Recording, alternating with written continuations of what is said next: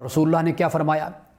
فرمایا کہ ان نفی کا خصلتین یحبہم اللہ، کہ اللہ سبحانہ و تعالیٰ دو خصلتوں سے محبت کرتا ہے۔ جو شخص اپنے اندر ان دو خصلتوں کو پیدا کر لو، دو عادتوں کو اپنے اندر پیدا کر لو، اللہ سبحانہ و تعالیٰ ان دو عادتوں کو بڑا پسند کرتا ہے۔ وہ کون سی ہیں؟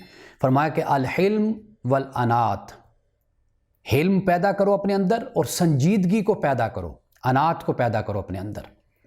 اب حلم یہ میں کئی مرتبہ اپنے دروس میں بھی بتا چکا، سورۃ النساء کی ایک آیت کی روشنی میں، کہ یہ جو جہالت ہے، ہمارے ہاں تو جہالت ان پڑھ کے معنی میں استعمال کیا جاتا ہے، لیکن در حقیقت جہالت یا جاہل اس شخص کو کہتے ہیں کہ جو جذبات سے مغلوب ہو کر اپنی زبان سے یا اپنے ہاتھوں سے یا اپنی ذات سے کوئی ایسے غلط کام کر بیٹھتا ہے کہ جس کے بعد پھر اس کو اگر ہوش میں آئے تو اسے احساس ہوتا ہے کہ میں نے یہ غلط کام کیا ہے۔ یعنی وہ جو خاص کیفیت، ایک نفسانی نفسیاتی کیفیت انسان پر طاری ہوتی ہے، جس میں انسان اپنا ہوش کھو بیٹھتا ہے، در حقیقت اس کو جہالت کہتے ہیں۔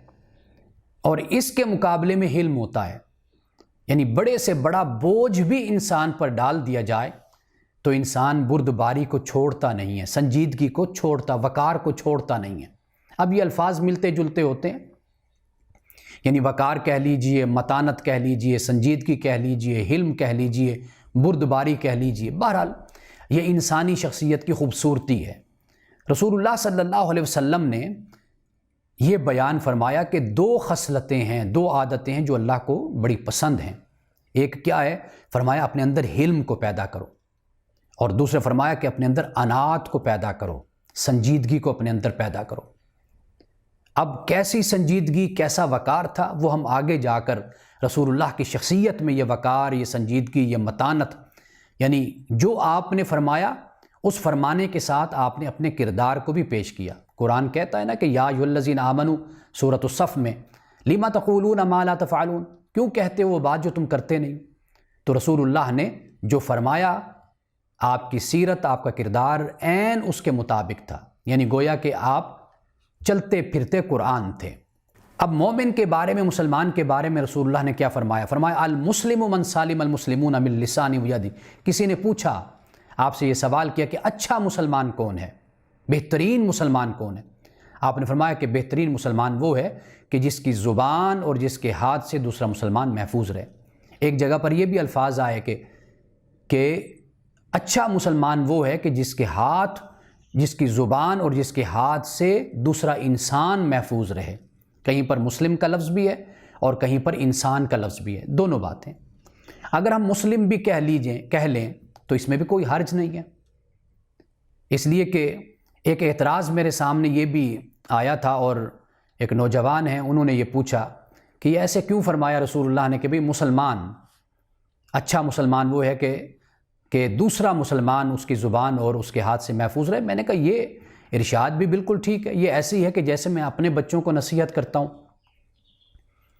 تو میں اپنے بچوں کو نصیحت اگر کرتا ہوں تو کیا اس کا مطلب یہ ہوا کہ یہ نصیحت بس میرے بچوں کے لیے ہے، اس سے باہر کے لیے نہیں ہے؟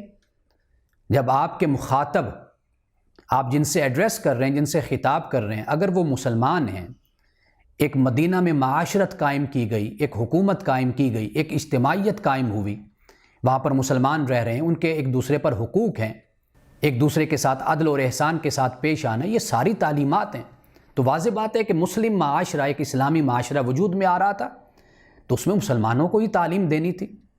تو اس سے ہرگز یہ میسج نہیں جاتا کہ اسلام یہ کہتا ہے کہ ایک مسلمان دوسرے مسلمان کے ساتھ تو اچھا سلوک کرے، لیکن ایک مسلمان دوسرے انسان کے ساتھ اچھا سلوک نہ کرے۔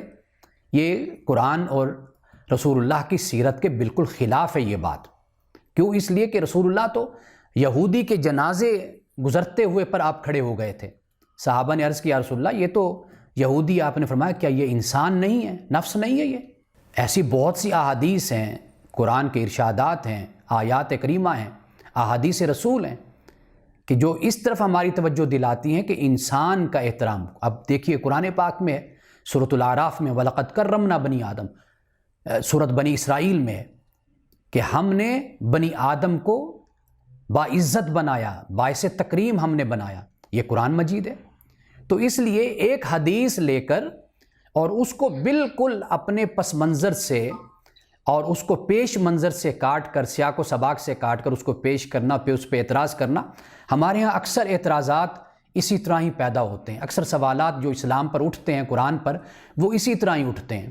یعنی ایک آیت کو یا آیت کے ایک حصے کو اچک لیا جاتا ہے، اٹھا لیا جاتا ہے، اور اسی طرح حدیث کو بھی لے لیا جاتا ہے، پھر اس پر ایک اعتراض کر دیا جاتا ہے، دیکھیں جی قرآن میں یہ لکھا ہوا ہے یا قرآن حدیث میں یہ لکھا ہوا ہے۔ حالانکہ قرآن کو سمجھنے کے لیے اس کا شان نزول بھی ہوتا ہے، قرآن کی آیتوں میں ایک نظم ہے، اس کو بھی دیکھنا ہوتا ہے، اس آیت سے پہلے کی آیت، بعد کی آیت کو بھی دیکھنا ہوتا ہے، یہ بھی دیکھنا ہوتا ہے کہ یہ کس وقت میں، کن حالات میں، اور اس وقت کیا صورتحال تھی جب یہ آیت نازل ہوئی تھی۔ تو اس طرح کر کے دیکھنا چاہیے۔ مثال کے طور پر سورۃ التوبہ ہے، سورۃ برات جس کو ہم کہتے ہیں، اب اس میں جو سخت پیغام دیا گیا وہ کفار و مشرکین کو دیا گیا تھا، اس لیے کہ اب ان کے لیے مہلت ختم ہو چکی تھی۔ جو اللہ سبحانہ و تعالیٰ نے نافرمانوں کے لیے ایک مدت مقرر کی ہوتی ہے، مہلت مقرر کی ہوتی ہے، وہ ختم ہو رہی تھی، تو اللہ تعالیٰ نے اس طرح سختی کے ساتھ ان سے کلام کیا تھا۔ اب اس کا مطلب یہ نہیں کہ اس آیت کو اٹھا کر آپ اپنے دور کے ہر غیر مسلم پر اس کو اپلائی کرنا شروع کر دیں۔ تو اس لیے بیک گراؤنڈ کو، سیاق و سباق کو سمجھنا ضروری ہوتا ہے۔ تو رسول اللہ صلی اللہ علیہ وسلم نے اگر کہیں پر ایسا فرمایا تو وہ مسلمانوں سے آپ نے خطاب کیا کہ وہاں پر 5، 10، 20، 50، 100 مسلمان جمع ہیں، اکٹھے ہیں، مسجد نبوی میں بیٹھے ہیں، کسی کے گھر میں کوئی مجلس ہے، کسی مقام پر آپ بیٹھیں، تو آپ نے یہ فرمایا۔ تو اس لیے آپ لوگ بھی جب بھی کوئی ایسی حدیث، کوئی قرآن کی آیت دیکھیں تو اپنے اندر یہ جستجو رکھیں، اس آیت کے مقام پر جائیں، اس کا سیاق و سباق دیکھیں، ریفرنس ٹو دا کانٹیکسٹ دیکھیں اس کا، پھر آپ اس کو سمجھیں، کسی عالم سے پوچھئے کہ یہاں پر یہ فرمایا گیا تو اس کا مقصد کیا ہے۔ تو اس لیے کہ قرآن مجید ایک انسانی معاشرے میں اترا تھا، رسول اللہ صلی اللہ علیہ وسلم نے زندگی ایک انسانی معاشرے میں بسر کی تھی، تو وہاں پر اسی طرح کے مسائل تھے جس طرح ہمارے معاشرے میں بھی پیدا ہوتے ہیں۔ رسول اللہ نے اللہ کی وحی کی روشنی میں ان مسائل کو حل کیا تھا۔ تو اس لیے اس تضاد کو دور کرنے کے لیے اور اس اعتراض کو ختم کرنے کے لیے ضروری ہوتا ہے کہ آپ ڈائریکٹ اس ریفرنس سے آپ جا کر دیکھیں، پڑھیں اور سمجھنے کی کوشش کریں، اس سے آپ کے علم میں بھی اضافہ ہوگا۔